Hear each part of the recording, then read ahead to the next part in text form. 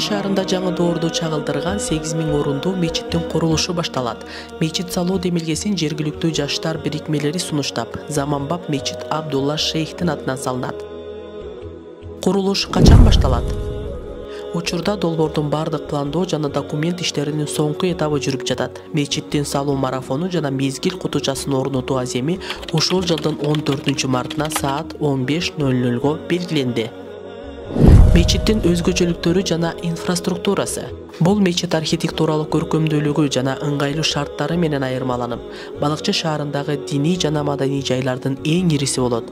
Долбоордун алкагында төмөнкү объекттер да курулат. Алар ыңгайлуу унаа токтоочу жайы, балдар аянтчасы, жашылдандырылган эс алуу адал паркы. Мечит ашар жолу менен салынат. Ошондуктан ага ишкерлердин ири салымы, жергиликтүү бийликтин колдоосу, демиурчулөрдүн дейми жана жалпы жарандардын жардамы керектелет. Колдоо көрсөтүү үчүн реквизиттер. Акниет Нуру коомдук кайрымдуулук фондуна төмөнкү реквизиттер аркылуу каражат жөнөтсөңүз болот.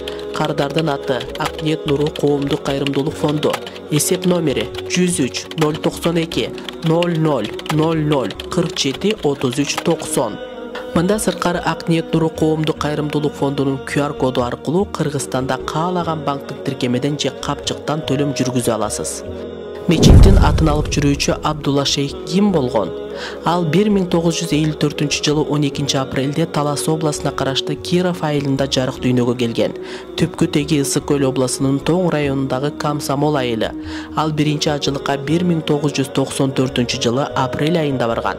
Ошондон тарта жалпы Кыргызстан боюнча даба ишин жайылтып, көптөгөн жарандардын жаман жолдон, терс адаттардан алысташына жана дин жолуна түшүшүнө себепкер болгон. Колдоо көрсөтүү үчүн реквизиттер.